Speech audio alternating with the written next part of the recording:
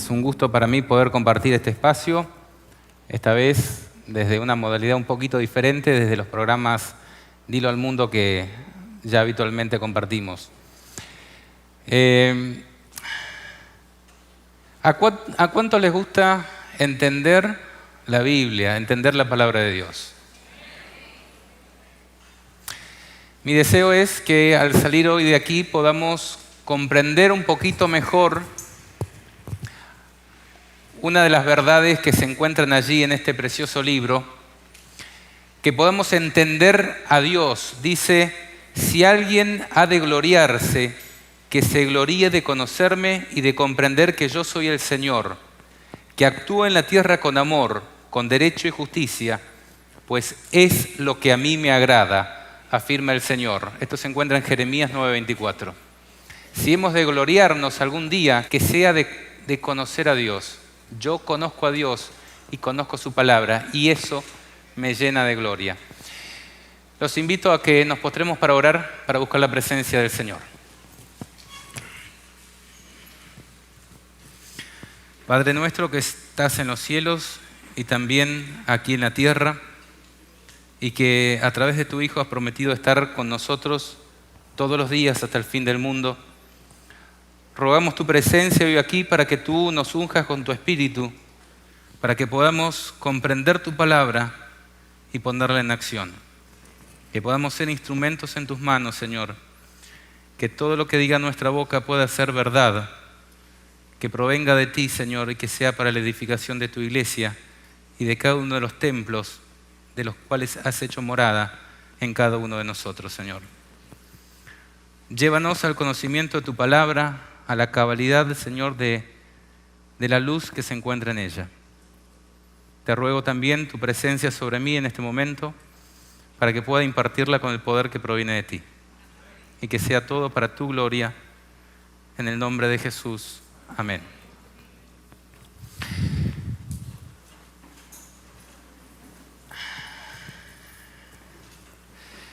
En Apocalipsis 12, nosotros encontramos la descripción de una batalla entre Cristo y Satanás, entre Miguel y sus ángeles y el dragón y sus ángeles.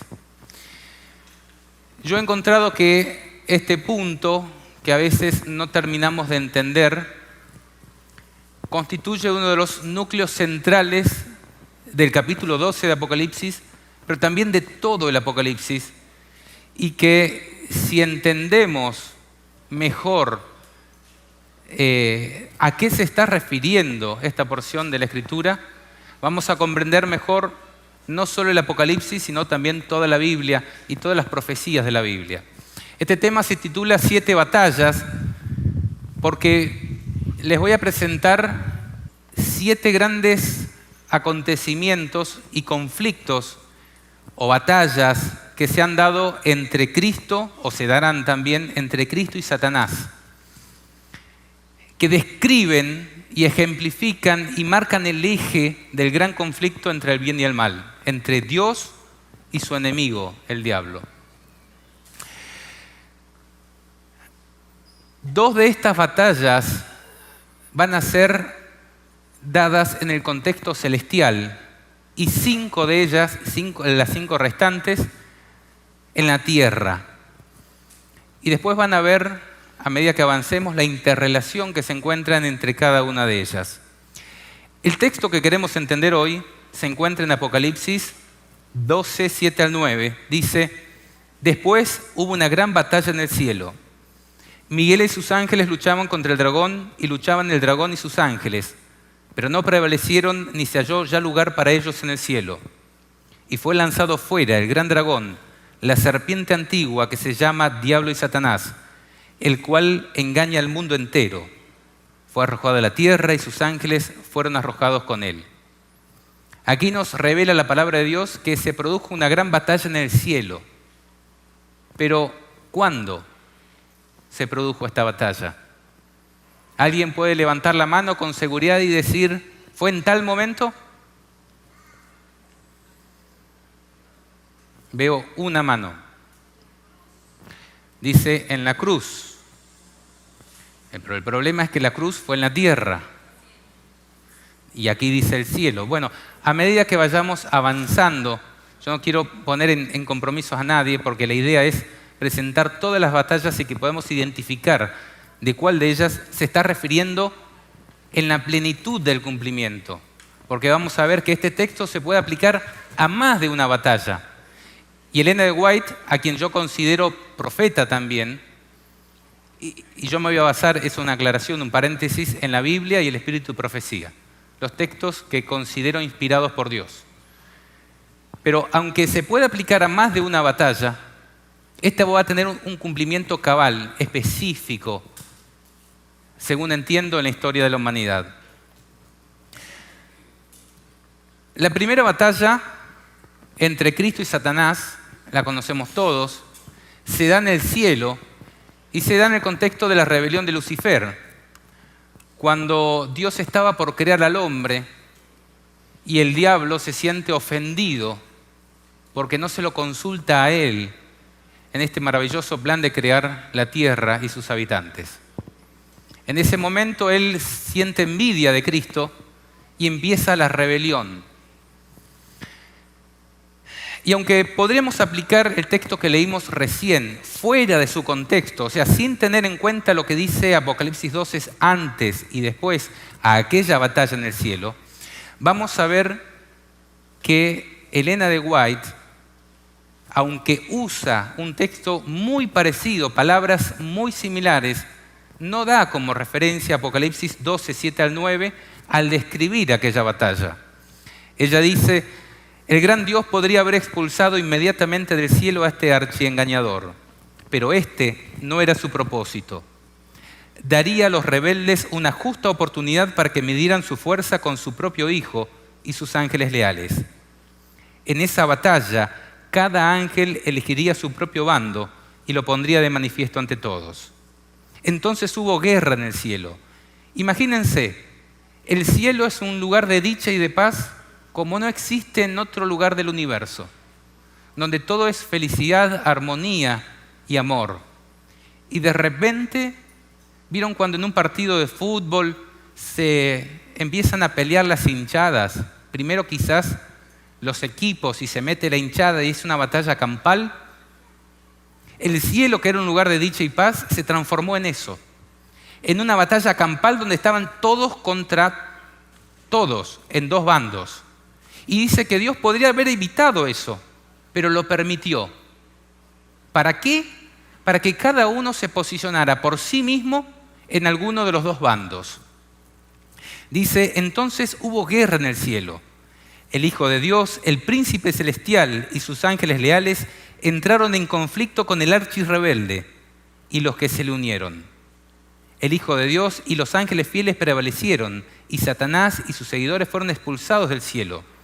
Toda la hueste celestial reconoció y adoró al Dios de justicia. Ni un vestigio de rebeldía quedó en el cielo. Todo volvió a ser pacífico y armonioso como antes. Los ángeles lamentaron la suerte de los que habían sido sus compañeros de felicidad y bienaventuranza. El cielo sintió su pérdida. La paz volvió al cielo, pero ya no estaban todos los que habían antes. Había una pérdida. Habían seres que habían sido creados y que antes compartían la dicha de Dios, que ahora ya no estaban más con ellos. Ahora, Dios podría haber eliminado al diablo ahí. Sin embargo, Él permitió, así como lo han explicado aquí, que el mal se desarrollara ¿por cuánto tiempo? 6.000 años más 1.000 años de descanso, donde el diablo va a estar atado en la tierra. Por 7.000 años, una semana milenial le dio al mal y al diablo para que desarrollara su gobierno. Ahora, el diablo se fue del cielo pesando contra Dios o acusando a Dios de que era autoritario, de que era injusto y de que Él no cumplía su propia ley de amor, diciendo: esta ley no sirve y tú, Dios, eres injusto. Dios vio bien que eso se desarrollara para que su nombre fuera limpiado, no por fuego del cielo, sino porque todos reconocieran la justicia de Dios. Así fue que el mal llegó a la tierra. Y cuando Adán y Eva fueron creados, se le permitió elegir a quién iban a servir, a quién iban a adorar, a quién iban a obedecer. La segunda batalla se da aquí en la tierra, cuando Adán y Eva fueron creados. Y es ya no por el dominio del cielo, sino por el dominio de la tierra y en relación a la adoración de los hombres. ¿A quién iban a adorar Adán y Eva? ¿A Dios, obedeciendo su palabra, o al diablo, obedeciendo la de él y creyendo sus palabras? Aunque en un principio pareciera que el diablo sale victorioso de esta segunda batalla en la tierra por Adán y Eva, cuando engaña a Eva y hace que tanto la mujer como el hombre pequen y coman del fruto prohibido, Dios sale al frente nuevamente y se pone al frente precisamente de Adán y Eva y dice: esta batalla también es conmigo. Los venciste a ellos mediante engaño, pero yo voy a pagar el precio de ellos, el precio de su pecado. Si Jesús no hubiera salido al frente en ese preciso momento, la humanidad entera habría sido a la manera de los demonios, siervos de Satanás, completamente entregados al poder del mal. Sin embargo, porque Dios se puso al frente de esta batalla y le dice: pondré enemistad entre ti y la mujer, entre tu simiente y la simiente suya, el hombre iba a tener una segunda oportunidad. ¿Por qué? Porque Dios iba a enviar a la tierra al segundo Adán, quien iba a cumplir la ley, iba a pagar el precio del pecado como un cordero sustituto. Decíamos, pareciera que el diablo sale victorioso. ¿Por qué? Porque vence a Adán y Eva, obtiene el control y el dominio de la tierra y en parte también de sus habitantes, aunque Dios pone enemistad entre el hombre y Dios. Pero aquel que había sido expulsado del cielo vuelve a recuperar el derecho de participar de las cortes y asambleas celestiales. Ya no como el ángel más encumbrado del cielo y siervo de Dios, sino como el representante de la humanidad. Y el libro de Job da testimonio de ello, cuando dice que Satanás se presenta ante Dios y le dice: Dios, ¿de dónde vienes? Y dice: de rodear la tierra y de andar por ella. Vengo de vigilar mis posesiones. Pero Jesús es el que sale vencedor, pero en una victoria un poco extraña, basada solo en el poder de su palabra. Sobre Dios seguía pesando la misma acusación: injusto, aún en esta ocasión. Pero Jesús dijo: yo voy a pagar el precio de su pecado. El creador de cada átomo que existe en el cielo y en la tierra, en todo el universo, se endeuda a sí mismo hasta la muerte. Dios deudor. ¿Cómo puede ser que el creador de todo lo que existe y el que tiene el oro, la plata y todo lo que hay en los cielos y en la tierra se endeude? Pero no un poquito, hasta la muerte, por amor al hombre. Él en ese momento le dio al diablo un pagaré. Yo voy a pagar. Dios se endeuda. ¿Qué dijo el diablo en ese momento? Dice: cuando Satanás supo que existiría enemistad entre él y la mujer, entre su simiente y la simiente de ella, se dio cuenta que su obra de depravación de la naturaleza humana sería interrumpida, que de alguna manera el hombre sería capacitado para resistir su poder. Nosotros tenemos que ser capacitados para resistir el poder del diablo. Sin embargo, cuando el plan de redención se dio a conocer, Satanás se regocijó con sus ángeles al pensar que por haber causado la caída del hombre, podría ahora hacer descender al Hijo de Dios de su elevada posición. Satanás declaró que hasta la fecha sus planes habían tenido éxito en la tierra y que cuando Cristo tomase la naturaleza humana, él también podría ser vencido y así se evitaría la redención de la raza caída. Aquí el diablo dijo: está bien, Cristo va a conservar a la raza humana y va a seguir poniendo enemistad entre ella y yo.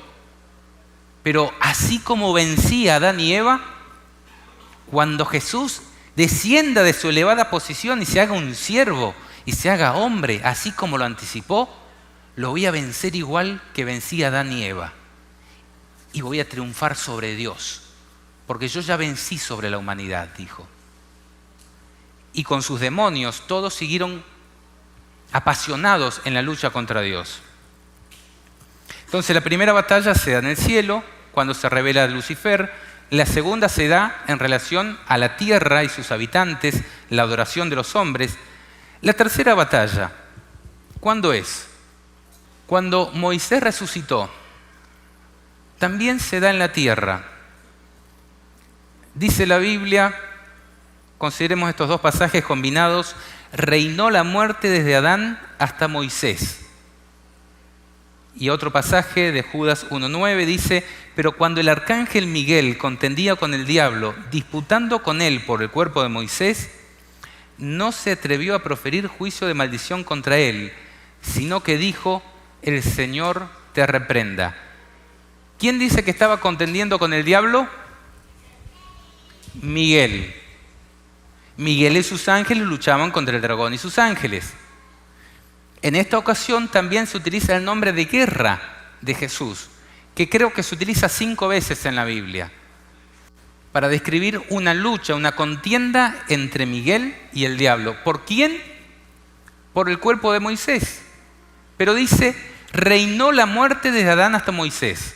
¿Por qué? Vean esta cita. En este episodio, Cristo ejerció por primera vez su poder a fin de quebrantar el poder de Satanás y dar vida a los muertos. Aquí comenzó su obra de vivificar lo que había muerto. De ese modo, testificó que era la resurrección y la vida, y que tenía poder para rescatar a quienes Satanás había hecho cautivos, por lo que aunque murieran, volverían a vivir. Una pregunta se había levantado. Si el hombre muriere, ¿volverá a vivir? Y esa pregunta ahora tenía respuesta. Este acto fue una gran victoria sobre los poderes de las tinieblas. La manifestación de poder era un testimonio incontrovertible de la supremacía del Hijo de Dios. Satanás no esperaba que un ser que había muerto volviese a vivir. Creía que la frase polvo eres y al polvo volverás le concedía la posesión indiscutible de los cuerpos de quienes habían fallecido. Ahora comprendía que eras despojado de su presa, que los seres mortales podían volver a vivir después de la muerte. Por eso reinó la muerte desde Adán hasta Moisés. Hasta ese momento, ¿cuántos habían pecado? Todos. Entonces Satanás decía, todos estos merecen la muerte y murieron y fueron hechos polvos. Yo estoy custodiando el imperio de la muerte. Todos estos son míos. Cuando se encuentra que viene Miguel, el mismo que se había enfrentado allá en el cielo, y le dice, ¿a qué vienes a mis territorios? Y Miguel dice, a resucitar a Moisés. ¿Cómo? Moisés es mío, yo me lo llevaré. Y empieza a decir, no, porque este pecó, y empezó a decir un montón de cosas. Este es mío. ¿Y qué dijo Jesús? Jehová te reprenda. Resucitó a Moisés y se fue. Y se lo llevó al cielo. Esta fue la batalla por el imperio de la muerte. El otro había sido por el imperio ¿de qué? De la vida, de los vivientes. Esta por el imperio de la muerte. La cuarta batalla se da en la cruz del Calvario. Recién decíamos, la mayor de todas las batallas. Se desarrolló durante los 33 años y medio que duró la vida de Cristo aquí en la tierra, pero de manera especial durante los 3 años y medio que duró su ministerio, comenzando desde el desierto de la tentación. Cuando Jesús iba a nacer, el diablo hizo que los poderes civiles quisieran mandaran a matar a todos los niños menores de 2 años. Desde ahí el diablo ya sabía que estaba por nacer el Mesías y quiso exterminarlo. Pero cuando iba a comenzar el ministerio de Cristo y Jesús fue bautizado en las aguas del Jordán y ungido por Dios Padre y el Espíritu Santo, dice que fue llevado al desierto de la tentación. Y ahí empezó una gran batalla de Cristo en carne humana y el diablo a semejanza de ángel de luz. Aquella batalla que se había anticipado en el Edén tenía ahora campo de batalla acá en la tierra.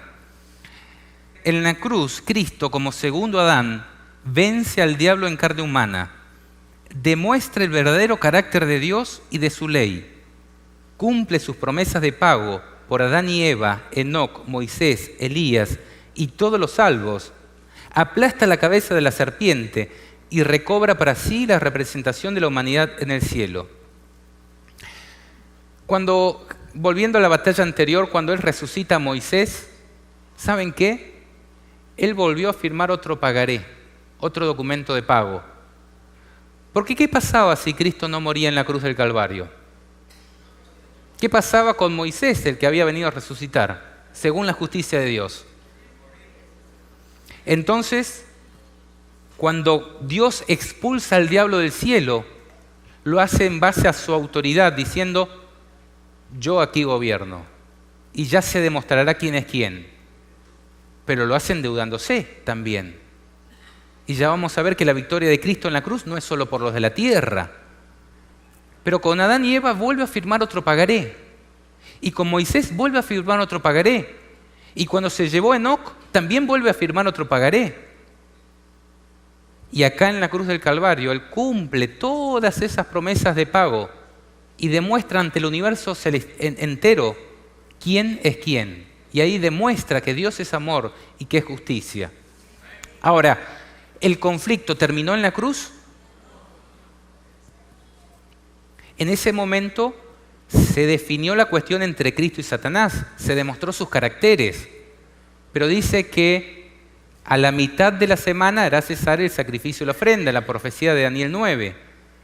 Luego vendría ¿quién? El desolador, hasta que venga la consumación y lo que está determinado se derrame sobre el desolador. Es decir, no se acabó todo en la cruz, tenía que continuar la historia y se le daría más poder incluso al desolador, que es el diablo. Pero luego de vencer al diablo ahí en la cruz, Jesús dijo, toda potestad me es dada en el cielo y en la tierra. Por tanto, id y haced discípulos a todas las naciones.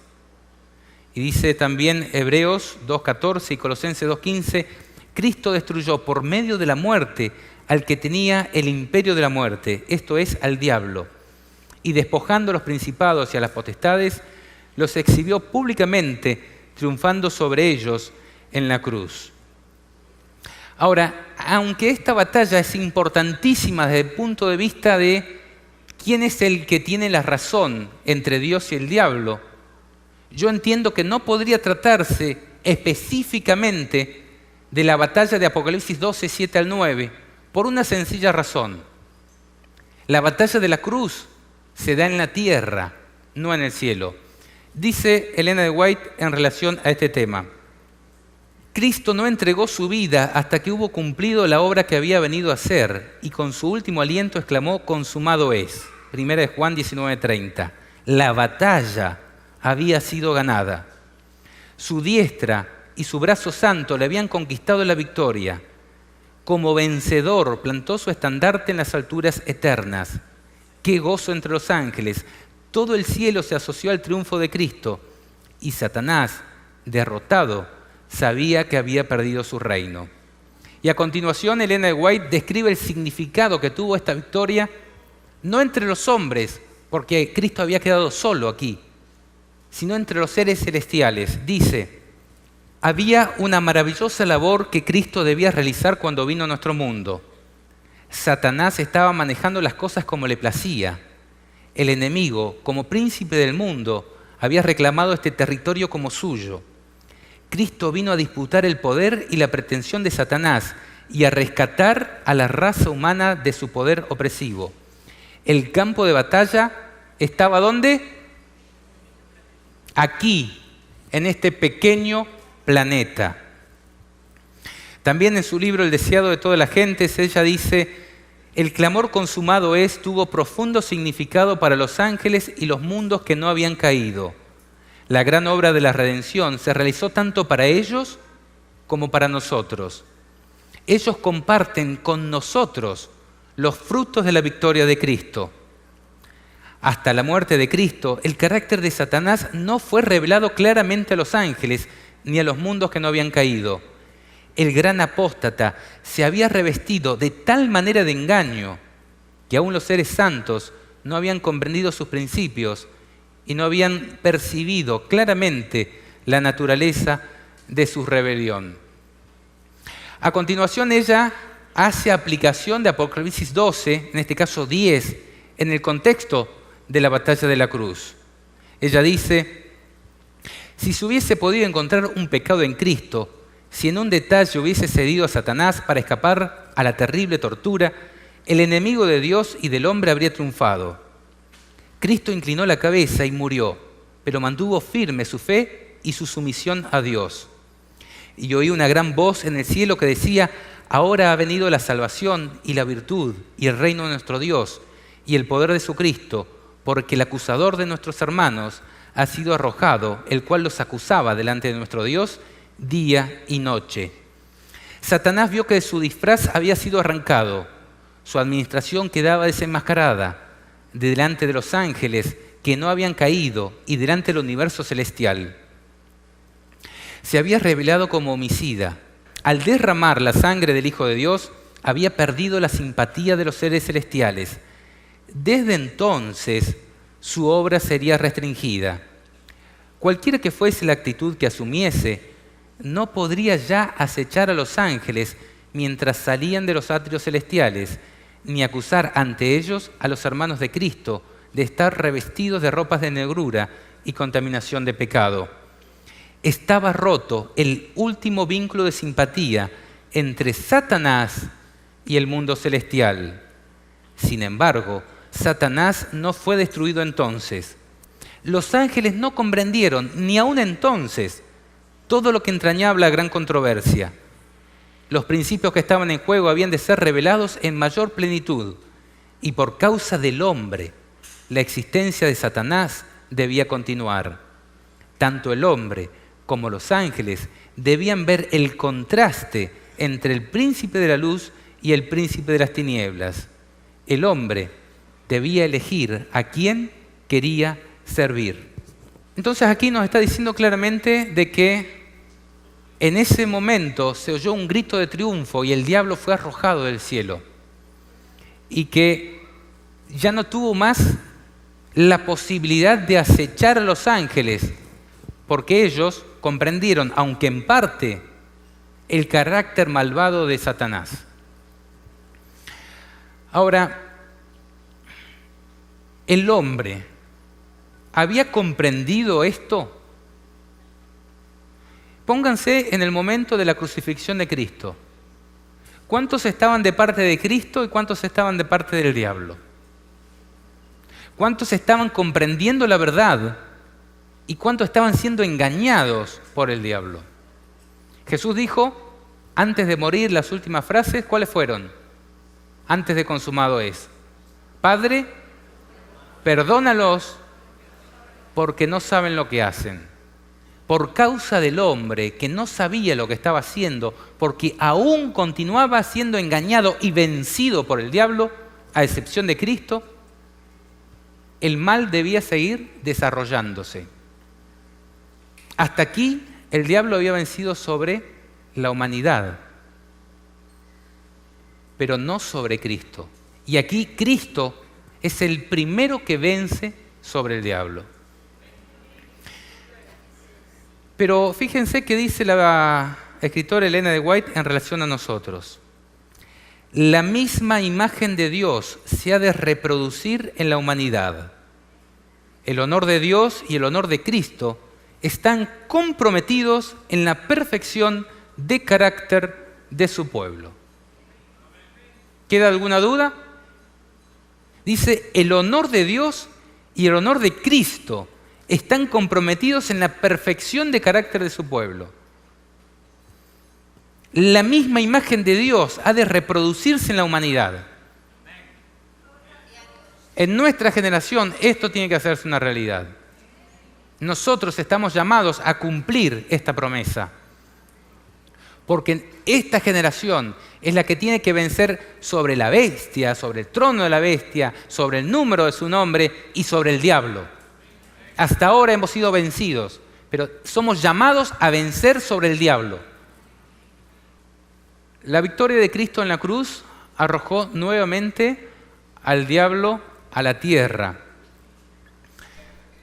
Y tal como lo describe Elena, dando como referencia Apocalipsis 12:7, Cristo recobra la representación de la humanidad y clarifica el carácter de Dios ante todos los seres celestiales. Ahora, ella también dice en The Spirit of Prophecy, una colección no traducida al español, a la muerte de Jesús, los soldados habían visto la tierra envuelta en una profunda oscuridad al mediodía. Pero en la resurrección vieron que el brillo de los ángeles iluminaba la noche y escucharon a los habitantes del cielo cantar con gran alegría y triunfo: has vencido a Satanás y los poderes de la oscuridad, has tragado la muerte en victoria. Y oí una voz fuerte que decía en el cielo: ahora ha venido la salvación y la fortaleza y el reino de nuestro Dios y el poder de su Cristo, porque el acusador de nuestros hermanos es abatido, es vencido, quien los acusó ante nuestro Dios día y noche. Y continúa: el derrocamiento de Satanás como acusador de los hermanos en el cielo se realizó por la gran obra de Cristo al renunciar a su vida. La victoria o el derrocamiento sobre Satanás se da en la cruz. El derecho, Cristo lo obtiene en la cruz. Pero tengan en cuenta que las profecías de la Biblia son dinámicas, no son estáticas, abarcan periodos de tiempo. Y fíjense lo que sigue diciendo. A pesar de la oposición persistente de Satanás, el plan de redención se estaba llevando a cabo. Se estimó que el hombre tenía suficiente valor para que Cristo sacrificara su vida por él. Satanás, sabiendo que el imperio que había usurpado le sería arrebatado, ¿cuándo? Al final, decidió no escatimar esfuerzos para destruir a la mayor cantidad posible de las criaturas que Dios había creado a su imagen. Entonces, ¿cuándo iba a ser arrebatado el imperio? Al final. Entonces, el diablo es derrotado ahora, pero al mismo tiempo dice: después de la mitad de la semana vendrá el desolador, por 1260 años. Hay procesos dinámicos en las profecías de la Biblia. Y aunque aquí Cristo obtiene el derecho por la eternidad, veamos si el texto de Apocalipsis 12 tiene otros cumplimientos. Surge la pregunta: ¿la expulsión del diablo en este caso sería definitiva? ¿La expulsión del cielo? Ya había sido expulsado en el conflicto inicial, en la primera batalla, cuando se rebela. Ahora vuelve a ser expulsado cuando Cristo obtiene nuevamente la victoria sobre él, triunfando en la cruz. Pero, ¿volvería el diablo a tener acceso a las cortes celestiales? Muchos dicen que no. Y eso es lo que hemos creído hasta ahora. Ahora, déjenme tratar de responder esa pregunta en la continuidad de este estudio. Pero antes de seguir avanzando en todas estas batallas, hemos visto 4 hasta aquí, nosotros los adventistas del séptimo día entendemos que el juicio de Dios comenzó ¿cuándo? En 1844. Y que está dividido en 3 etapas. Primero, desde 1844 hasta la segunda venida de Jesús, se da el juicio investigador, donde se deciden los casos de todas las personas, los muertos primero y luego los vivos. Luego viene el juicio de revisión, que es cuando los seres humanos que han sido salvos obtienen la facultad de ser jueces, tanto de los ángeles como de los seres humanos en el cielo, por 1000 años. Cristo no va a ejecutar su sentencia hasta que los salvos la revisen. Eso es magnífico. Y luego viene la ejecución de la sentencia divina, luego del milenio. Esto es las 3 etapas del juicio de Dios. Juicio investigador, desde 1844 hasta la segunda venida de Cristo, juicio de revisión durante el milenio y juicio de ejecución de la sentencia luego del milenio. También dentro del primer juicio, que es el que más nos importa en este momento, el juicio investigador, nosotros tenemos 2 etapas, el juicio de los muertos y el juicio de los vivos. Esto se encuentra en Daniel 7, 9 al 10, donde dice: estuve mirando hasta que fueron puestos tronos y se sentó un anciano de días, cuyo vestido era blanco como la nieve y el pelo de su cabeza como lana limpia. Su trono llama de fuego y las ruedas del mismo fuego ardiente. Un río de fuego procedía y salía de delante de él. Millares de millares le servían y millones de millones asistían delante de él. El juez se sentó y los libros fueron abiertos. Entonces, aquí está describiendo las escenas del juicio de Dios. Y Ellen White dice al respecto: el tiempo señalado para el juicio de Dios al fin de los 2300 días, en 1844, empezó la obra de investigación y el acto de borrar los pecados. Todos los que hayan profesado el nombre de Cristo deben pasar por este riguroso examen. Tanto los vivos como los muertos deben ser juzgados de acuerdo con las cosas escritas en los libros según sus obras. Ahora, hay una pequeña diferencia entre el juicio de los muertos y el juicio de los vivos. Ambos se van a decidir en base a las obras de las personas, porque son ellas las que testifican la fe de las personas. Pablo dice: yo te mostraré mi fe a través de ¿qué? De mis obras. Ahora, el juicio de los muertos se decide en base a un análisis minucioso de todas las obras que han hecho los muertos desde su nacimiento hasta su muerte. De sus obras también de arrepentimiento, de confesión, de fe, también de pecado. El juicio de los vivos también se va a realizar en base a un análisis de las obras de las personas, pero se va a decidir en base a una sola decisión que van a tomar las personas que van a marcar su destino eterno. Ellen White dice: el sábado será la gran piedra de toque de la humanidad. ¿Ustedes saben lo que es una piedra de toque? Bueno, si ustedes buscan en Wikipedia, van a ver que es algo así. Aquí hay un set con una piedra de toque. Es una piedra que sirve para conocer la pureza de metales como el oro y la plata. Se frota, se raspa una joya de oro en esta pieza, que es una piedra dura compuesta de muchos minerales que no son afectados por los ácidos, y luego sobre esta piedra de toque se vuelcan ácidos, y si cambia de color o no cambia de color es lo que le muestra al joyero la pureza y la calidad, si es de 18 quilates, si es 14, 9 quilates el oro. Ahí, a través de esta prueba donde hay fricción, donde hay ácidos, a través de este fuego de los ácidos se conoce la pureza de los metales. Ahora dice: el sábado será la gran piedra de toque. Quiere decir Dios que el sábado va a ser la especie de una piedra de toque, donde se nos va a raspar, donde vamos a ser gastados contra esa piedra, y se nos va a echar ácidos, y ahí se va a ver de qué estamos compuestos. Veamos a ver si esto es congruente con el contexto en el que ella dice estas palabras. Terrible será la crisis a la que llegará nuestro mundo. Unidos a los poderes de la tierra para hacer la guerra a los mandamientos de Dios, decretarán que todos los hombres, pequeños y grandes, ricos y pobres, libres y siervos, se conformen a las costumbres de la Iglesia y observen el falso día de reposo. Todos los que se nieguen a someterse serán castigados por la autoridad civil y finalmente se decretará que son dignos de muerte.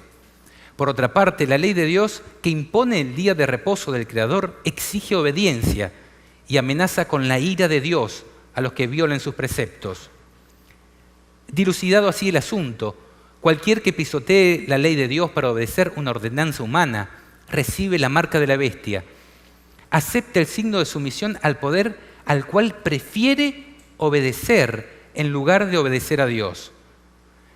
La amonestación del cielo dice así: si alguno adora a la bestia y a su imagen y recibe en su marca en su frente o en su mano, él también beberá del vino de la ira de Dios, que está preparado sin mezcla alguna en el cáliz de su ira. Pero nadie sufrirá la ira de Dios antes que la verdad le haya sido presentada a su espíritu y a su conciencia, y que la haya rechazado. Hay muchas personas que no han tenido jamás la oportunidad de oír las verdades especiales para nuestros tiempos. La obligación de observar el cuarto mandamiento no les ha sido jamás presentada bajo su verdadera luz. Aquel que lee en todos los corazones y prueba todos los móviles no dejará que nadie que desee conocer la verdad sea engañado en cuanto al resultado final de la controversia. El decreto no será impuesto estando el pueblo a ciegas.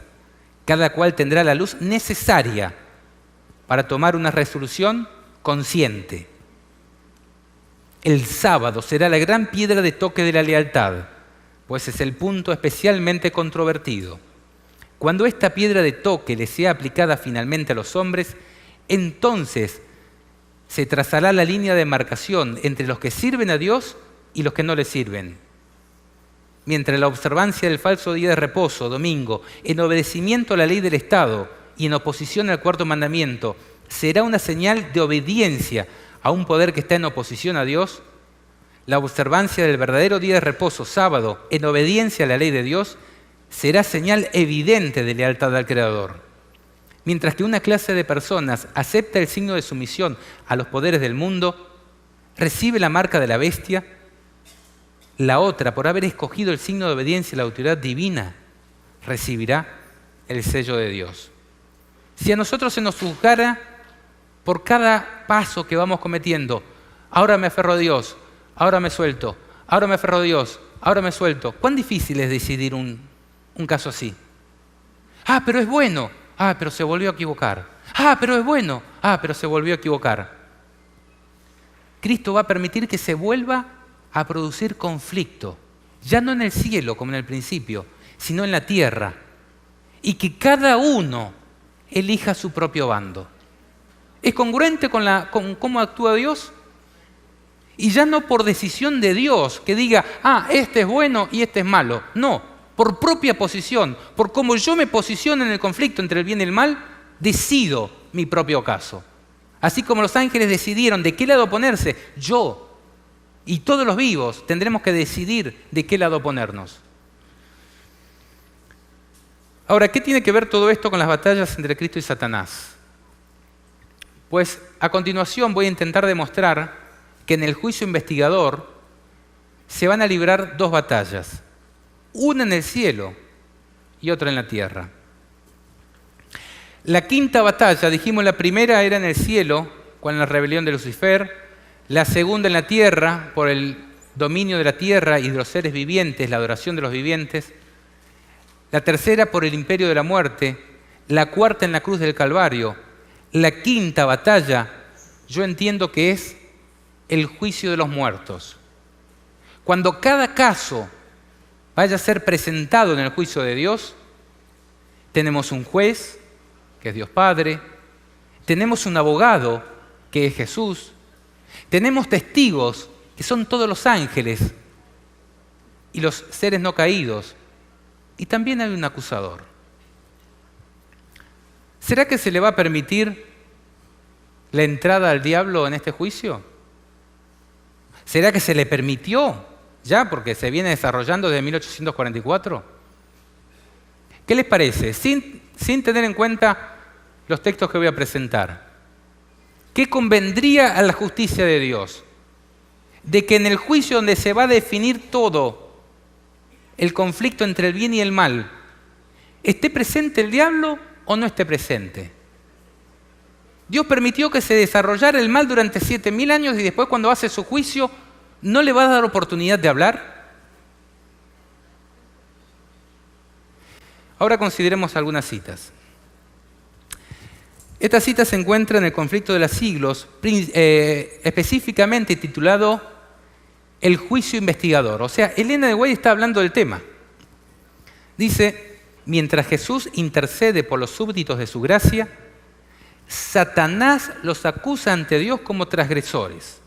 En el juicio investigador, Satanás acusa a las personas que van pasando por el juicio como transgresores. El gran seductor procuró arrastrarlos al escepticismo, hacerles perder la confianza en Dios, separarse de su amor y transgredir su ley. Ahora, él señala la historia de sus vidas, los defectos de carácter, la falta de semejanza con Cristo, lo que deshonró a su Redentor, todos los pecados que le indujo a cometer, y a causa de estos, los reclama como sus súbditos. Jesús no disculpa sus pecados, pero muestra su arrepentimiento y su fe. Y reclamando el perdón para ellos, levanta las manos heridas ante el Padre y ante los santos ángeles, diciendo: los conozco por sus nombres, los he grabado en las palmas de mis manos. Los sacrificios de Dios son el espíritu quebrantado. Al corazón contrito y humillado no desprecias tú, oh Dios. Salmo 51, 17. Y al acusador de su pueblo le dice: Jehová te reprenda, oh Satán. Jehová, que ha escogido a Jerusalén, te reprenda. ¿Está presente el diablo ahí? ¿Acusando a los hijos de Dios en ese juicio? Acá lo muestra presente. Después de que los indujera a cometer todos los pecados, dice, los presenta como transgresores. O sea, él los indujo a cometer y después los presenta y dice: no, ellos son míos. Y dice que Jesús levanta las manos heridas ante el Padre y dice: los conozco por sus nombres. ¿Cómo es que dice?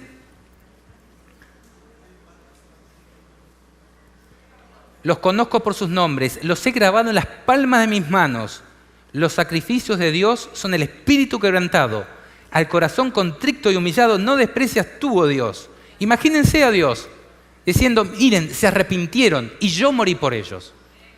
Yo pagué el precio, porque ellos fueron engañados por este engañador, pero ni siquiera ahí los acusa. Jesús nunca ocupa el lugar de acusador. Esa es tarea del diablo. Y al diablo, tal como hizo en el caso de Moisés, oh casualidad, en un conflicto por el imperio de la muerte, en este caso en el juicio de los muertos, le vuelve a decir las mismas palabras: Jehová te reprenda, oh Satán. Le tapa la boca. Jehová te reprenda. Yo morí por él. Ahora yo pregunto, en este caso el diablo ¿toma conocimiento de las personas que han muerto y que son reclamadas por Cristo? Sí, está ahí, abogando por su perdición y Cristo abogando por su salvación. ¿Quién es el que acusará a los hijos de Dios? Si Dios es el que intercede por ellos. Él se entera de todos los seres humanos que murieron y que serán salvos. ¿Va a suceder lo mismo en el caso de los vivos? Luego vamos a ver eso. Así como Satanás acusaba a Josué y a su pueblo, en todas las edades ha acusado a los que buscaban la misericordia y el favor de Dios. Es el acusador de nuestros hermanos, el cual los acusaba delante de nuestro Dios día y noche. Apocalipsis 12:10.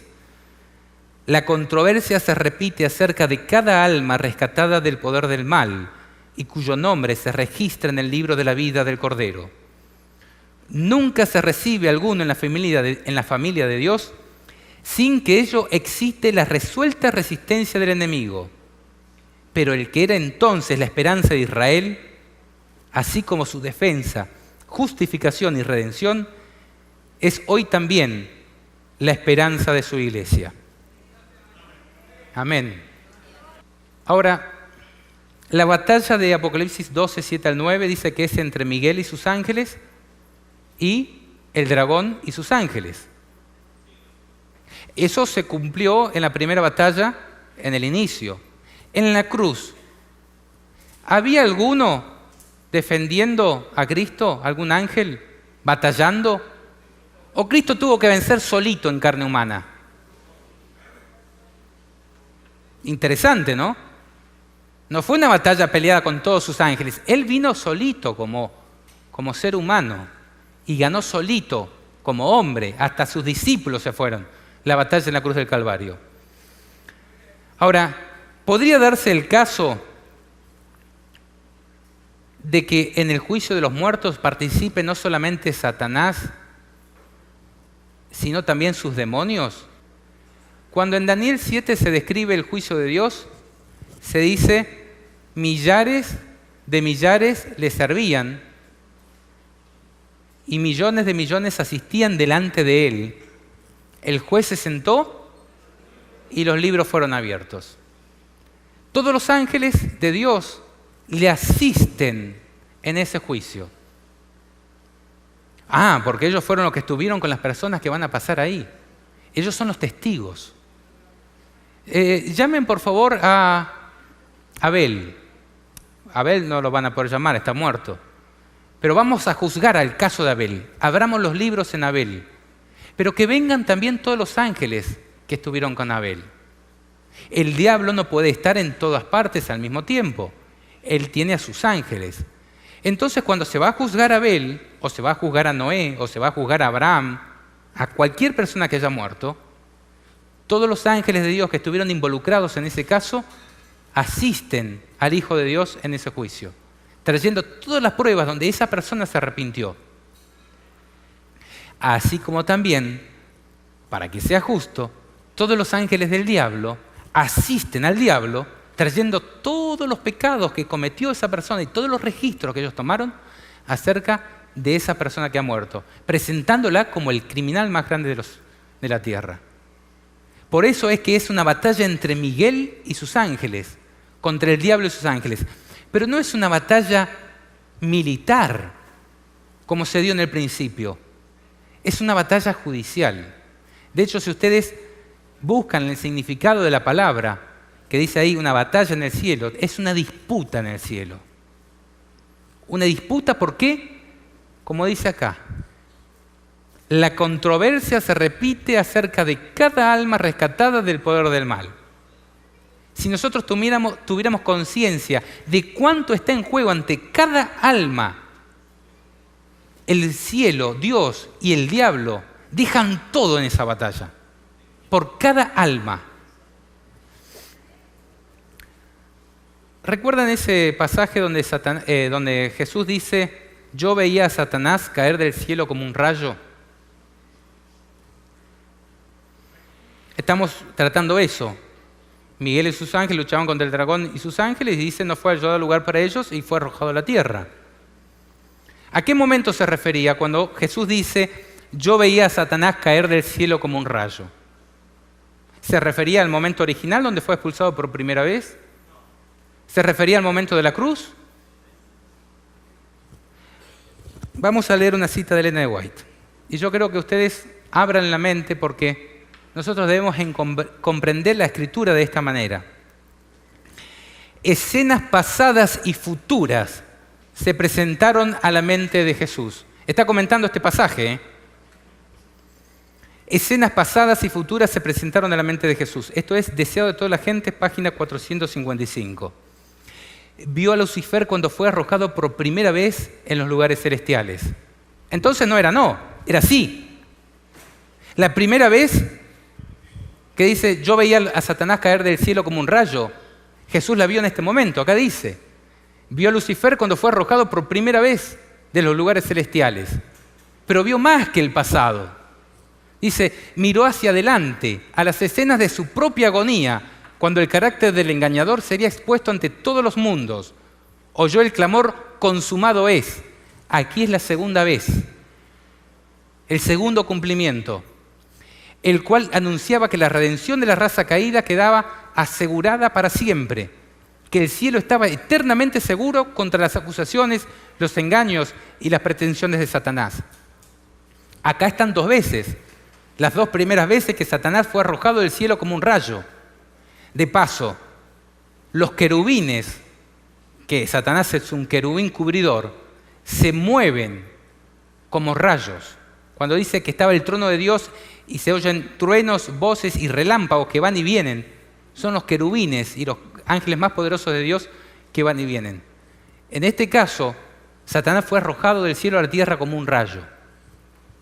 Pero a continuación Elena dice en la página 455 del Deseo de todas las gentes, más allá de la cruz del Calvario, con su agonía y vergüenza, Jesús miró hacia el gran día final. Estas escenas pasadas y futuras implican también un cumplimiento, ¿cuándo? En el gran día final, cuando el príncipe de las potestades del aire será destruido en la tierra durante tanto tiempo mancillada por su rebelión. Contempló la obra del mal terminada para siempre y la paz de Dios llenando el cielo y la tierra. Entonces, esta cita, yo veía a Satanás caer del cielo como un rayo, tiene 3 cumplimientos, porque Jesús vio hacia atrás y hacia adelante. Ahora, veamos esa cita. Se encuentra en Lucas 10, 18. Yo veía a Satanás caer del cielo como un rayo. ¿De qué estaba hablando Jesús en ese momento? Ay de ti, Cosarín, ay de ti, Betsadia, que si en Tiro y en Sidón se hubiesen hecho los milagros que se han hecho en vosotras, tiempo ha que sentadas en silicio y en ceniza se habrían arrepentido. Por lo tanto, ¿cuándo? En el juicio será más tolerable el castigo para Tiro y Sidón que para vosotras. Yo veía a Satanás caer del cielo como un rayo. Está hablando del juicio. El tercer cumplimiento que decía Elena. La sexta batalla, yo entiendo que se va a producir luego de que el diablo sea expulsado del cielo al concluir el juicio de los muertos. Y al ser expulsado del cielo, porque no solamente se va a juzgar a los muertos, sino a las instituciones que el diablo ha tenido en esta tierra, eso ya lo voy a comentar un poquito más en detalle enseguida. El diablo sabe de que está frente a la última oportunidad que Dios le va a conceder en esta tierra. En justa batalla, en medir fuerzas. Por eso va a descender con grande ira después de que termine el juicio de los muertos, sabiendo que le queda poco tiempo para alistar sus tropas y disputar la batalla sobre los vivos. Elena de White, en la introducción del conflicto de los siglos, dice: el Señor anunció por boca del profeta Joel que una manifestación especial de su espíritu se realizaría en el tiempo que predecería inmediatamente a las escenas del gran día de Dios. No es casualidad, no es porque lo hayamos planeado, pero que nosotros estemos rogando por la manifestación especial de su espíritu. Vuelvo a leer. El Señor anunció por boca del profeta Joel que una manifestación especial de su espíritu se realizaría en el tiempo que predecería inmediatamente a las escenas del gran día de Dios. Esta profecía se cumplió parcialmente con el derramamiento del Espíritu Santo el día del Pentecostés, pero alcanzará su cumplimiento completo en las manifestaciones de la gracia divina que han de acompañar la gran obra final del Evangelio. El gran conflicto entre el bien y el mal aumentará en intensidad hasta la consumación de los tiempos. En todas las edades la ira de Satanás se ha manifestado contra la Iglesia de Cristo, y Dios ha derramado su gracia y su espíritu sobre su pueblo para robustecerlo contra el poder del maligno. Cuando los apóstoles de Cristo estaban por llevar el Evangelio por el mundo entero y consignarlo por escrito para provecho de todos los siglos venideros, fueron dotados especialmente con la luz del Espíritu. Pero a medida que la Iglesia se va acercando a su liberación final, Satanás obrará con mayor poder, descenderá teniendo grande ira, sabiendo que tiene poco tiempo. O sea que Apocalipsis 12, ¿cuándo se va a cumplir? A medida que la Iglesia se va acercando a su liberación final, Satanás obrará con mayor poder. Descenderá. ¿De dónde? Bueno, Apocalipsis 12 lo dice ahí, del cielo, teniendo grande ira, sabiendo que tiene poco tiempo. Cuando nosotros citamos las palabras de Ellen G. White al describir la primera batalla, vimos que ella utilizaba un lenguaje muy parecido a Apocalipsis 12, 7 al 9, pero sin citar como referencia Apocalipsis, sino simplemente describiendo aquel suceso. Ahora sí dice Apocalipsis 12, 12 como referencia. Pero consideremos, por ejemplo, otra cita también del conflicto de los siglos, del capítulo titulado El tiempo de angustia.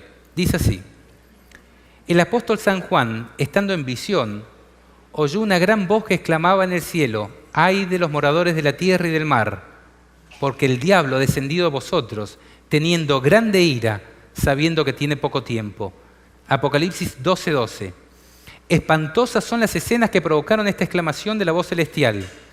La ira de Satanás crece a medida que se va acercando al fin, y su obra de engaño y destrucción culminará durante el tiempo de angustia. ¿Cuándo Satanás va a obrar con mayor poder, con grande ira, sabiendo que le queda poco tiempo? Durante el tiempo de angustia. Entiendo yo que esto coincide con la abominación desoladora. Acá está diciendo: porque el diablo ha descendido a vosotros, teniendo grande ira, sabiendo que tiene poco tiempo. Podríamos decir que cada vez que Elena usa Apocalipsis 12, 12, o la mayoría de las veces, no lo he podido comprobar en todos los casos, pero ella lo usa en el contexto del tiempo del fin. Ahora, cuando acabe el juicio de los muertos, entiendo yo, y comience el juicio de los vivos, no solamente se va a ver pronunciada una sentencia sobre los muertos, porque Apocalipsis 17 revela que habrá otra sentencia también pronunciada.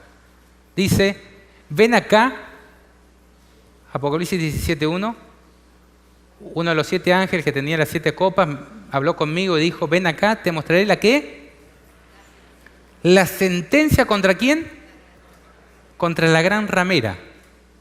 Entonces, al concluir el juicio de los muertos, o en algún punto, se va a haber pronunciado una sentencia contra la gran ramera. Ahora, si nosotros avanzamos un poquito más, en Apocalipsis 18 se revela el fuerte pregón. ¿Y el fuerte pregón qué dice?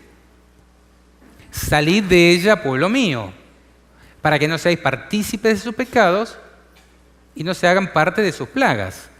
No recibáis parte de sus plagas. ¿Qué quiere decir esto? ¿Hay tiempo de gracia en Apocalipsis 18? Sí. Estamos en tiempo de juicio. Pero ¿quién escucha esas palabras? ¿Los muertos o los vivos? Apocalipsis 18 se da a los vivos. En un momento en que en Apocalipsis 17, un poquito antes, ya se pronunció una sentencia contra la gran ramera. Por eso se dice: salgan de ella, pueblo mío, para que no se hagan partícipes de sus pecados. Porque sus pecados llegaron hasta el cielo y Dios se ha acordado de sus maldades y ha pronunciado una sentencia. Salgan de ahí. Esto es la demostración de que entre el juicio de los muertos y el juicio de los vivos, cuando todavía hay tiempo de gracia, hay personas e instituciones que han sido juzgadas. Y se empiezan a producir los dos bandos. Si yo me alisto de este lado, recibiré parte de la condenación, porque seré parte de sus pecados. Voy a compartir sus pecados.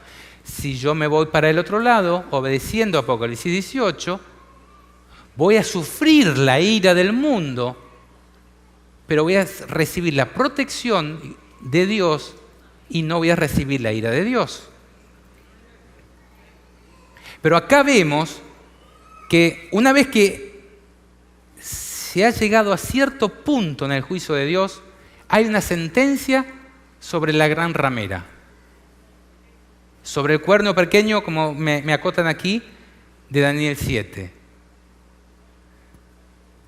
Pero cuando se está pronunciando esa sentencia, que parte de la humanidad ya ha sido juzgada, todavía hay oportunidad para otros que se le dice salir de ella, pueblo mío.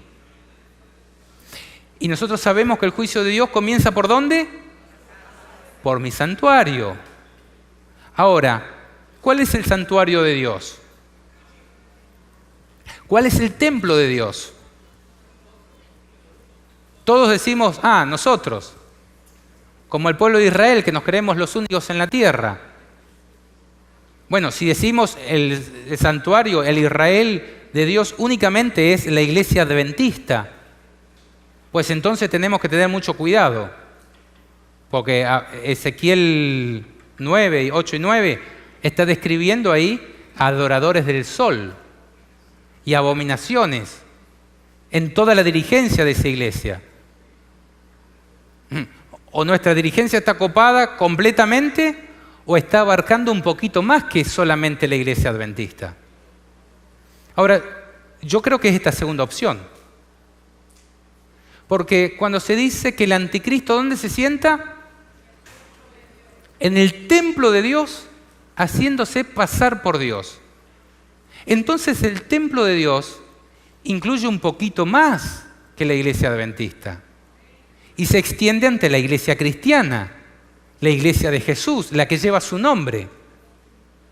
Por eso el anticristo se sienta en el templo de Dios, de la iglesia cristiana, haciéndose pasar por Dios y diciéndose su representante, el representante, el vicario de Cristo en la tierra. Por eso cuando el juicio de Dios comience, y en esto estoy de acuerdo con Mark Chambers, en otras presentaciones que he hecho, comienza por el templo de Dios en toda su extensión, principalmente por la dirigencia, el cuerno pequeño, el papado, Roma y todos los romanos, que se encuentran en las diferentes iglesias que constituyen Babilonia. Y aquellas que no las constituyen pero están infiltradas también serán juzgados, según yo entiendo. Porque el juicio comienza por los dirigentes, de arriba hacia abajo. No importa tanto la denominación, desde los que tienen más conocimiento, más poder y más influencia, hasta los más inocentes. Y ahora quiero mostrarles una cita. Yo recién les preguntaba, ¿será que Satanás conoce el destino de las personas en el caso del juicio de los vivos? En el caso del juicio de los muertos vimos que él se enteraba porque él veía a Cristo reclamar su sangre sobre ellos. Ahora, dice el Conflicto de los Siglos, página 676, así como Satanás influyó en Esaú para que marchase contra Jacob, así también instigará a los malos para que destruyan el pueblo de Dios en el tiempo de angustia. Como acusó a Jacob, acusará también al pueblo de Dios. Siempre, en todas las edades, el diablo ocupó la posición de acusador, pero más específicamente en el caso del juicio, entiendo yo. Cuenta las multitudes del mundo entre sus súbditos, pero la pequeña compañía de los que guardan los mandamientos de Dios resiste a su pretensión a la supremacía. Si pudiese hacerlos desaparecer de la tierra, su triunfo sería completo.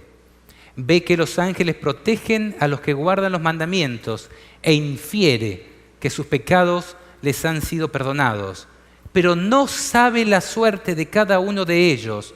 Ha sido resuelta en el santuario celestial. Mientras Satanás acusa al pueblo de Dios haciendo hincapié en sus pecados, el Señor permite probarlos hasta el extremo. En el juicio de los muertos, Él acusaba a los hijos de Dios, pero dice que Jesús reclama su sangre sobre ellos y le tapa la boca, como decíamos recién. Y Él se entera. Adán se salva, Abel se salvó, Set se salvó, Y va perdiendo esa batalla, va perdiendo, hasta que es derrotado y es expulsado del cielo para pelear la última batalla, la de los vivos. Pero como está acá en la tierra, furioso, sabiendo que le queda poco tiempo, sigue acusando a los hijos de Dios, ve mayor protección de los ángeles de Dios sobre ellos. Y dice, infiere que sus pecados, donde en el juicio de Dios sobre los vivos, han sido perdonados y borrados. Pero no lo sabe, no conoce.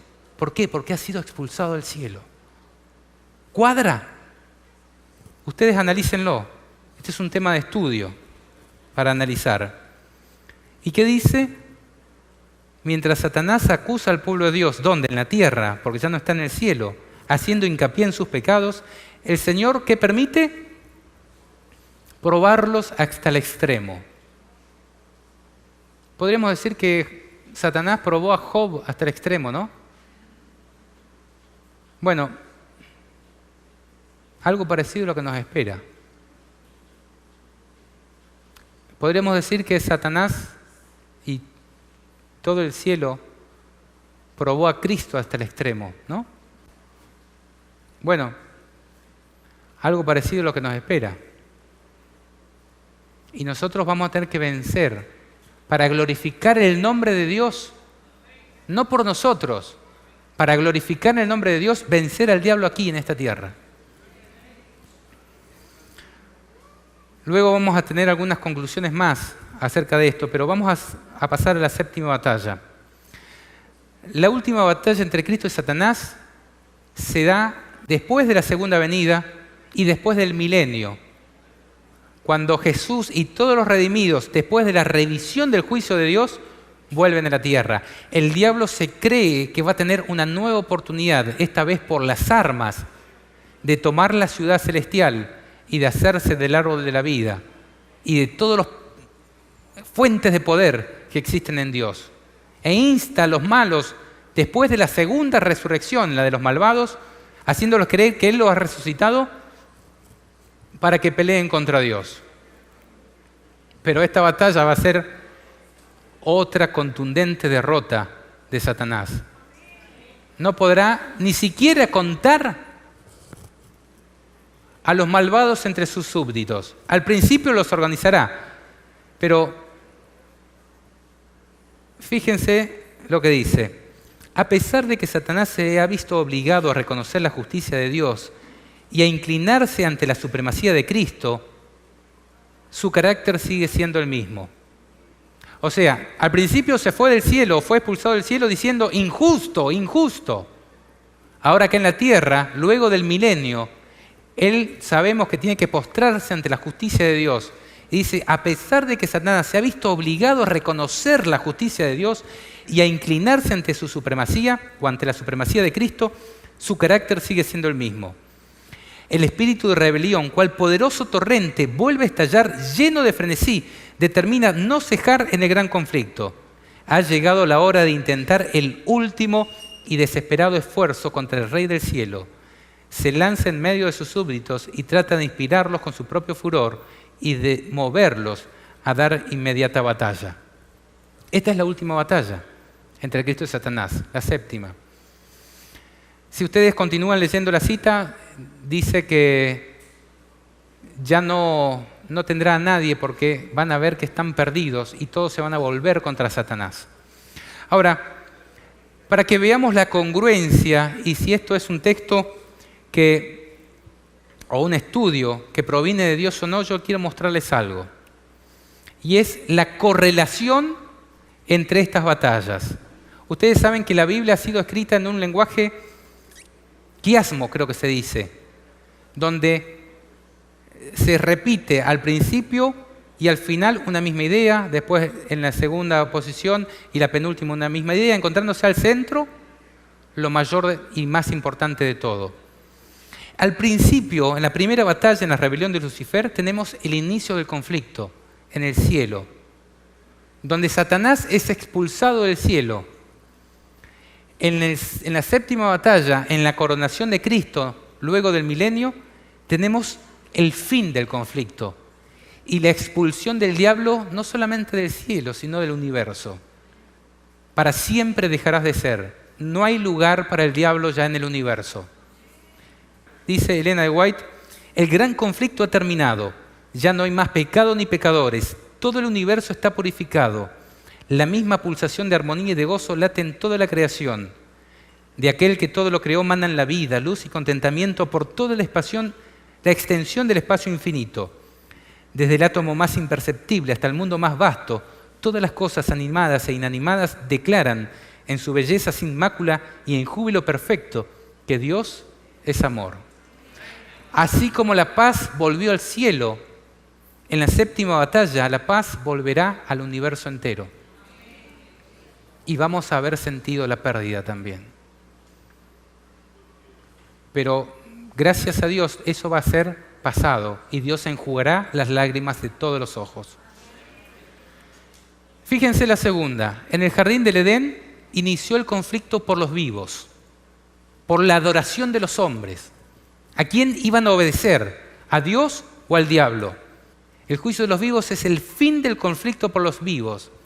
Y así como Adán y Eva tuvieron una prueba, un árbol del conocimiento del bien y del mal, que tenían que pasar esa prueba y obedecer a Dios antes que a Satanás y mantenerse sin pecado a riesgo de morir, en la sexta batalla va a haber otra prueba, otra piedra de toque, que es el sábado, y que va a definir el conflicto por los vivos. ¡Ay, qué simple era!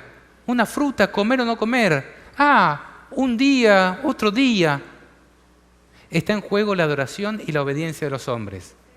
¿Ven el correlato? Inició el conflicto por los vivos, se define el conflicto por los vivos. Dice, entonces oí una gran voz en el cielo que decía, ahora ha venido la salvación, el poder, el reino de nuestro Dios y la autoridad de su Cristo. Estoy leyendo Apocalipsis 12, 10 al 11. Porque ha sido lanzado fuera el acusador de nuestros hermanos, el que los acusaba delante de nuestro Dios día y noche. Ellos le han vencido por medio de la sangre del Cordero y de la palabra del testimonio de ellos, y menospreciaron sus vidas hasta la muerte. Y también Apocalipsis 7:14 dice, y él me dijo, estos son los que han salido de la gran tribulación y han lavado sus ropas y las han emblanquecido con la sangre del Cordero.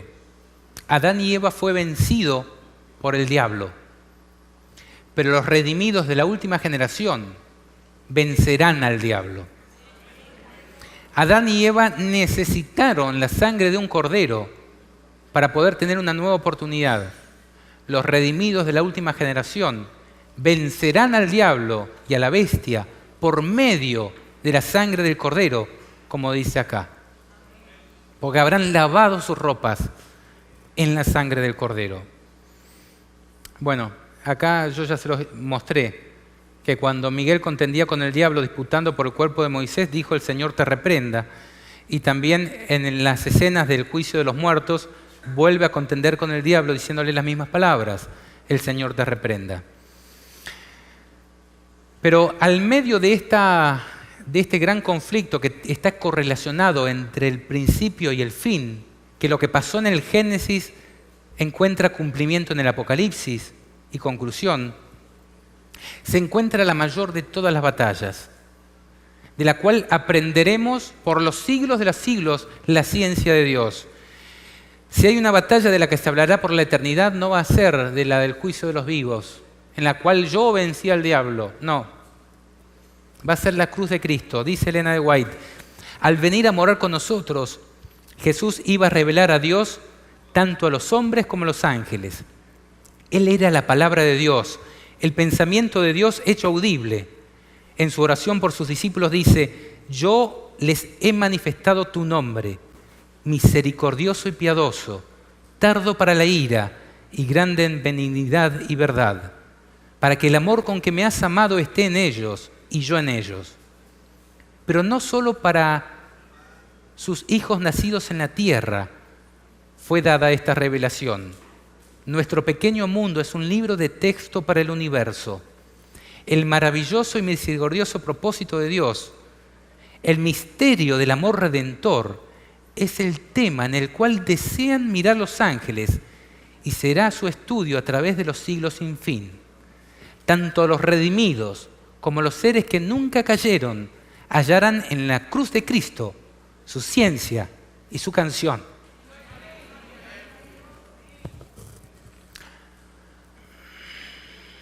No hay otra batalla mayor. En esa batalla Cristo demostró quién es Dios, reveló su nombre, misericordioso y piadoso. Hasta entonces era sabio, justo, pero ahí demostró su nombre como misericordioso y piadoso. Y eso es lo que revela a Dios, la cruz de Cristo. Ahora, si hemos comprendido estas 7 batallas, ¿se comprendieron? ¿Puedo ver sus manos? ¿Puedo escuchar un amén? Si hemos comprendido estas 7 batallas, vamos a poder comprender mejor Apocalipsis 12. El texto clave es este. Después hubo una gran batalla en el cielo. Miguel y sus ángeles luchaban contra el dragón y luchaban el dragón y sus ángeles, pero no prevalecieron, ni se halló lugar para ellos en el cielo. Fue lanzado fuera el gran dragón, la serpiente antigua, que se llama Diablo y Satanás, el cual engaña al mundo entero. Fue arrojado a la tierra y sus ángeles fueron arrojados con él. Ahora, repasemos, yo les invito a que busquen sus Biblias, Apocalipsis 12, a ver si lo podemos entender completo, de principio a fin. Dice: apareció en el cielo una gran señal, una mujer vestida de sol con la luna debajo de sus pies, y sobre su cabeza una corona con 12 estrellas. Y estando encinta, clamaba con dolores de parto, en la angustia del alumbramiento. ¿A quién representa esta mujer? A la iglesia de Dios. ¿Desde qué momento?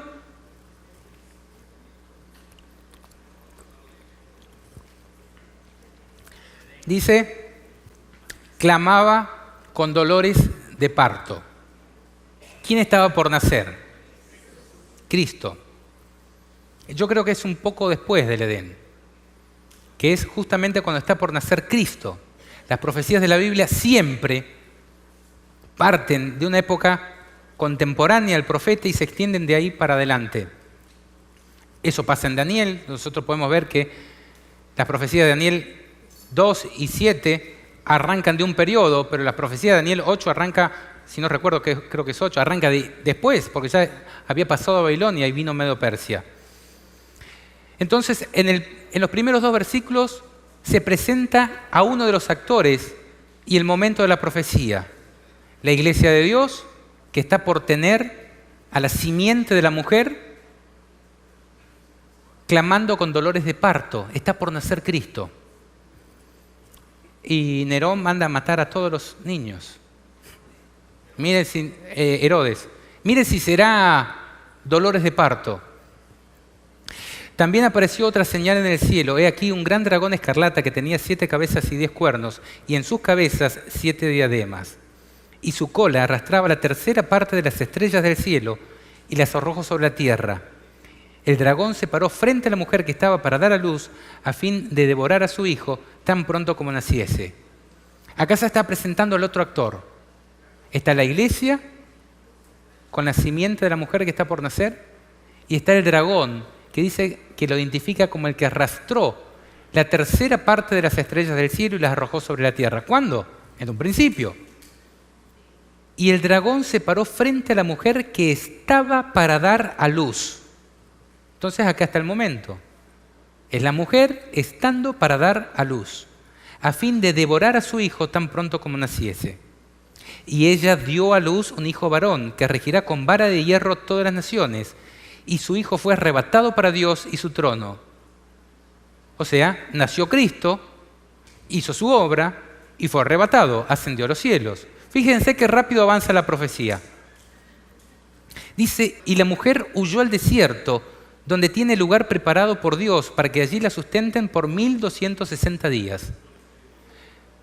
Después de la mitad de la semana, donde cesaría el sacrificio y la ofrenda, vendría el desolador. Por eso la mujer tiene que huir al desierto.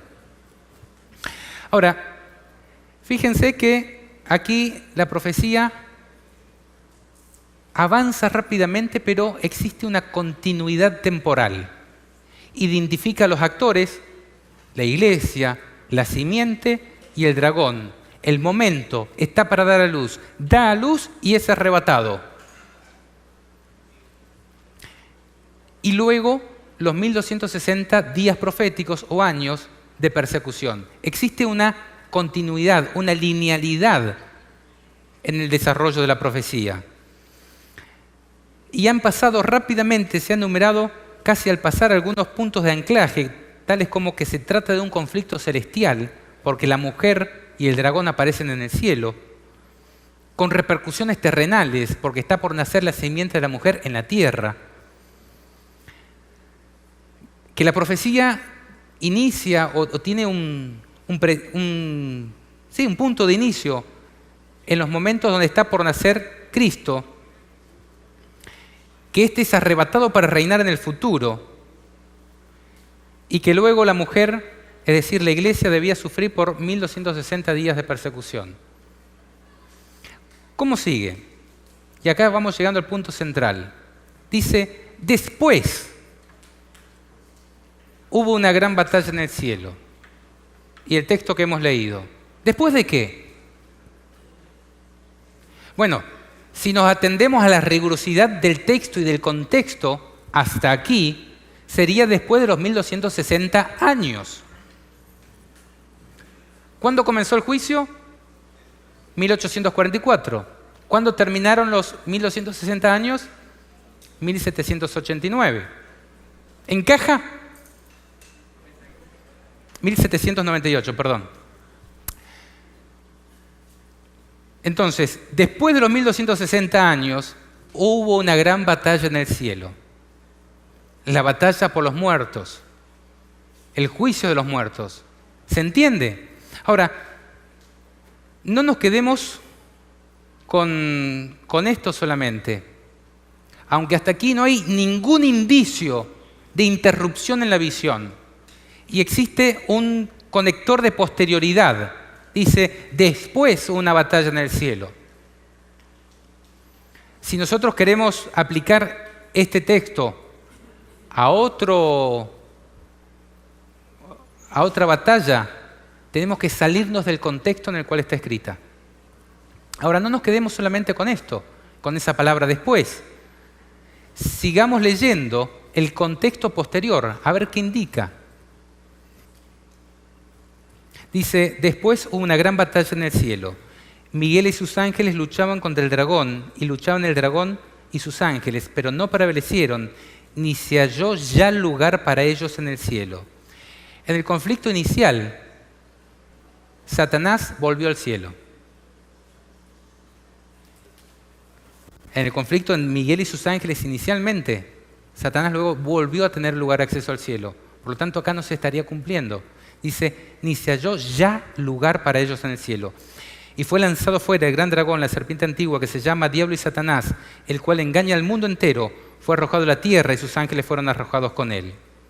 Si hemos prestado atención, solo 2 de las 7 batallas se dieron en el cielo. Aquella inicial y esta. Y vamos a seguir leyendo el contexto, a ver si nos dice más acerca de cuál es el momento. Continúa la Biblia. Entonces oí una voz en el cielo que decía, ahora ha venido la salvación, el poder y el reino de nuestro Dios y la autoridad de su Cristo, porque ha sido lanzado fuera el acusador de nuestros hermanos, el que los acusaba delante de nuestro Dios día y noche. Y ellos le han vencido por medio de la sangre del Cordero y de la palabra del testimonio de ellos, y menospreciaron sus vidas hasta la muerte, por lo cual alegraos cielos y los que moráis en ellos, y ay de los moradores de la tierra y del mar, porque el diablo ha descendido a vosotros con grande ira, sabiendo que le queda poco tiempo. Esta palabra, ay, ¿en qué contexto la leen otras veces en Apocalipsis? En la 5ª trompeta, es la primera vez que se dice ay. Vendrían 3 ay sobre la tierra. Y aquí se utiliza esa palabra. Ahora, si fuera aquella primera batalla en el cielo, ¿la autoridad de Cristo vino en aquel momento? No. Ni siquiera Cuando Cristo venció en la cruz del Calvario, recibió la autoridad como rey. Porque Jesús en ese momento fue ungido como sumo sacerdote, según la orden de Melquisedec, en el cielo. Y tal como dice el Salmo 110, Dios le dijo: siéntate a mi diestra hasta que ponga a tus enemigos por estrado de tus pies. Entonces Jesús empezó a oficiar, no como rey, teniendo la autoridad de rey, sino de sacerdote, de sumo sacerdote en el cielo. Dice Elena de White: la obra de Cristo finalizó cuando murió en la cruz, clamando a gran voz: consumado es. El camino estaba abierto y el velo se había partido en dos. Ahora los pecadores podían acercarse a Dios sin presentar ofrendas sacrificiales, sin el servicio de un sacerdote. El Señor Jesucristo sería sacerdote para siempre, según el orden de Melquisedec. El cielo era su hogar. Había culminado su labor en el terreno de la humillación y su conflicto. Ascendió a los cielos y para siempre está sentado a la diestra de Dios. Y consideren esta otra cita, donde Elena de White declara que el señorío le sería entregado a Cristo luego de 1844. Se encuentra en el Conflicto de los Siglos, página 533. Y aquí en las nubes del cielo como un hijo de hombre que venía, y llegó hasta el anciano de días de grande edad, e hicieronle llegar delante de él, y fuele dado señorío y gloria y reino, y todos los pueblos y naciones y lenguas le sirvieron. Su señorío, señorío eterno, que no será transitorio, y su reino no se corromperá. La venida de Cristo aquí no es su segunda venida a la tierra. Él viene hacia el anciano de días en el cielo para recibir el dominio y la gloria y un reino que le será dado a la conclusión de su obra de mediador. Esta venida, y no su segundo advenimiento a la tierra, es la que la profecía predijo que se había de realizar al fin de los 2300 días en 1844. Entonces, a la conclusión de su obra de mediador, Cristo va a obtener el señorío. Quiero avanzar un poquito más rápidamente para poder concluir, pero yo quiero mostrarles que Cristo va a tener 3 ungimientos. Cristo fue ungido como Cordero de Dios en las aguas del Jordán. Cristo fue ungido como sumo sacerdote en el día del Pentecostés, tal como lo expuso hoy el pastor Mark Chambers en el sermón de la mañana.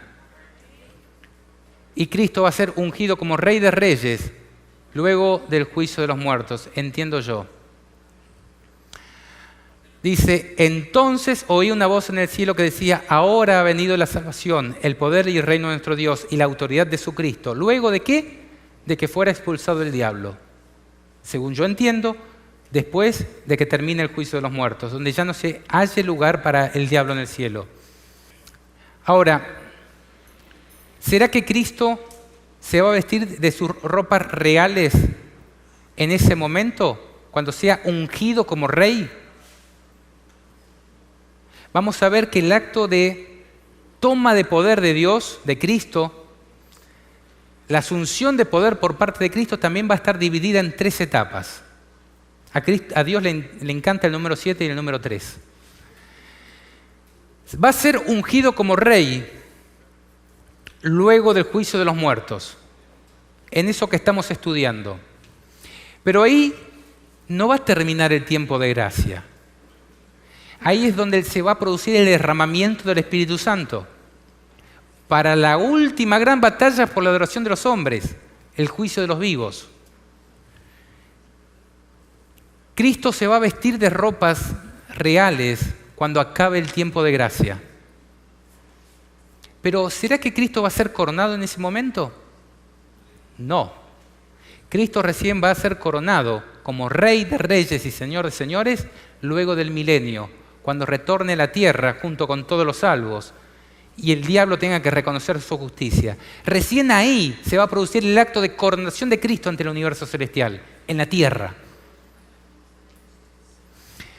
Veamos un ejemplo con el rey David. ¿Cuándo fue ungido como rey el rey David? Bastantes años antes, o algunos años antes, de que entrara en posesión de ese reinado. Cuando Saúl aún gobernaba Israel. Y desde que fue ungido, el Espíritu de Dios tomó posesión de David y salió a pelear, por ejemplo, contra David y Goliat. De la misma manera, Cristo, cuando sea ungido, el Espíritu Santo va a descender sobre él y sobre toda su iglesia y va a salir a pelear contra Goliat en la última gran batalla por los vivos. Acá, cuando David fue ungido como rey, ¿tenía vestiduras de rey? No. Recién se vistió de rey cuando murió Saúl. Ahora, ¿se lo había coronado como rey? No. Después de varios años, cerca de 7 años creo, y después de vencer a sus enemigos, a los que le disputaban el poder, fue coronado como rey cuando todos los del pueblo de Israel y de todos los pueblos vecinos vinieron al acto de coronación de David. David es un tipo de Cristo. Lo mismo sucederá con él.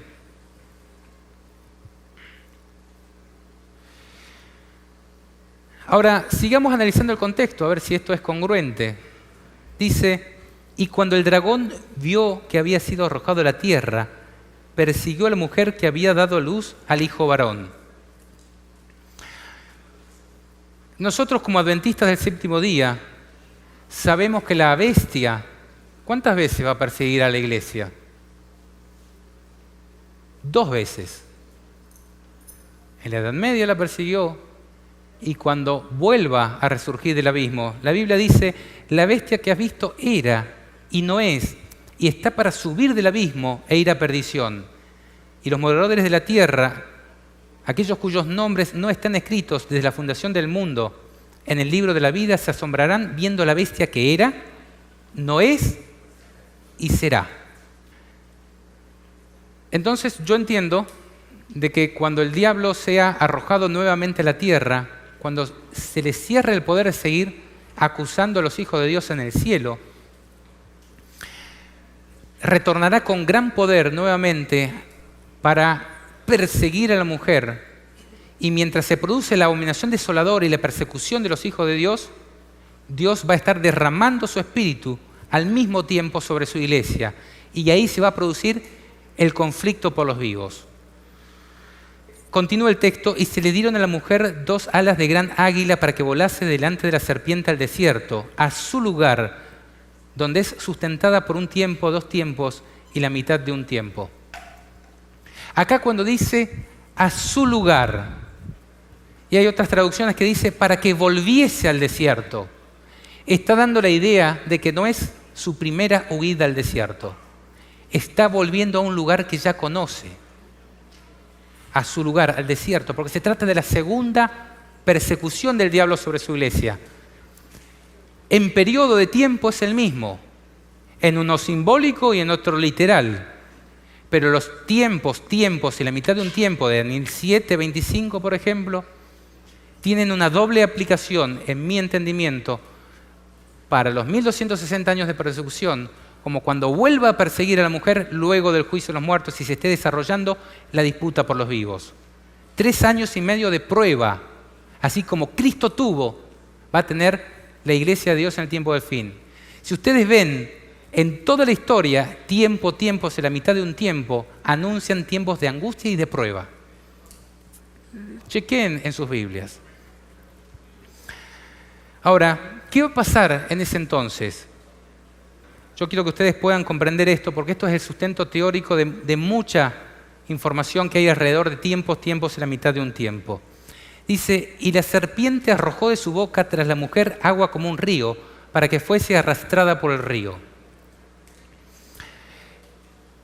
¿Qué significan las aguas en la Biblia? Pueblos, muchedumbres, naciones y lenguas. Durante los 1260 años de persecución anteriores, ¿fue la gente la que persiguió a la iglesia de Dios? No. Pero acá dice que la serpiente arroja agua como un río. Quiere decir que los pueblos, muchedumbres, naciones y lenguas van a intentar ahogar a la iglesia de Dios en este tiempo. en el tiempo, según yo entiendo, de la segunda etapa de persecución de tiempo y la mitad de un tiempo. Ahora, fíjense esta cita. Cuando los que honran la ley de Dios hayan sido privados de la protección de las leyes humanas, empezará en varios países un movimiento simultáneo para destruirlos. Conforme vaya acercándose el tiempo señalado en el decreto, el pueblo conspirará para extirpar la secta aborrecida. ¿Quién va a conspirar? Las aguas. Pueblos, muchedumbres, naciones y lenguas. Porque el dragón va a arrojar a las aguas, a la gente sobre nosotros.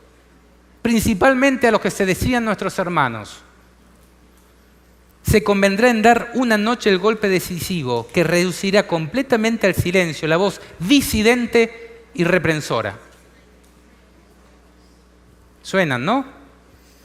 El pueblo de Dios, algunos en las celdas de las cárceles, otros escondidos en ignorados escondrijos de bosques y montañas, invocan aún la protección divina, mientras que por todas partes, compañías de hombres armados, instigados por legiones de ángeles malos, se disponen a emprender la obra de muerte. Entonces, en la hora de supremo apuro, es cuando el Dios de Israel intervendrá para librar a sus escogidos. ¿Será que esto tiene correlación con lo que viene en Apocalipsis 12? Veamos. Pero la tierra ayudó a la mujer, pues la tierra abrió su boca y tragó el río que el dragón había echado de su boca.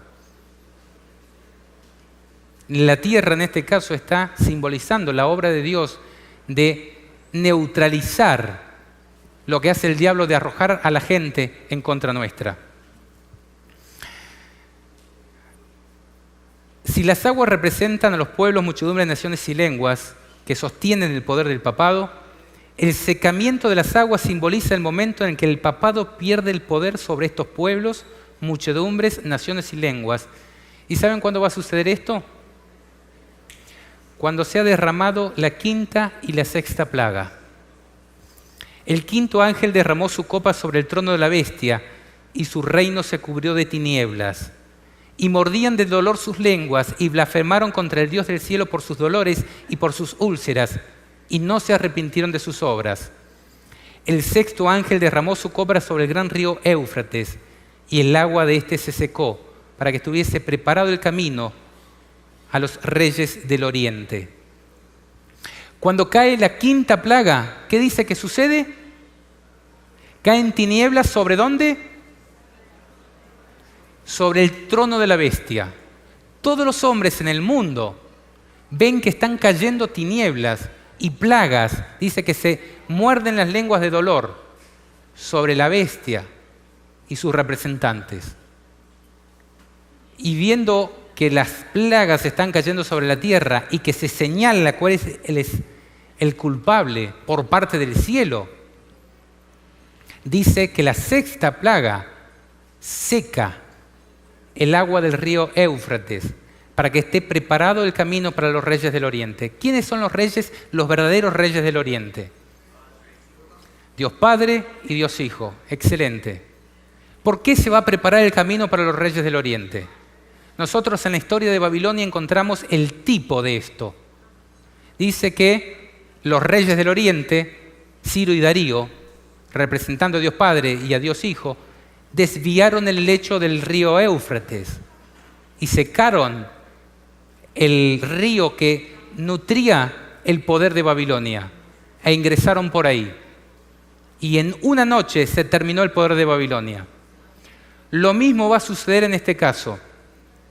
Cuando Dios derrame la quinta plaga sobre la bestia, se va a producir el secamiento de las aguas para que esté preparado el camino de los reyes del oriente. ¿Saben por qué? Analicen las batallas del pueblo de Israel.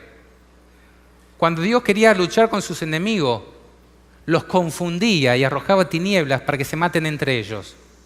Cuando los hombres se den cuenta de que su caso es desesperado y que han estado luchando contra Dios, engañados por Babilonia, se van a volver contra Babilonia y se va a producir entre ellos, entre todos los malvados, sin la protección del Espíritu Santo que esté conteniendo los vientos, con los vientos sueltos, tal escena de lucha y de guerra entre los malvados, que si Cristo no interviene y no viene en ese mismo momento, se autodestruyen.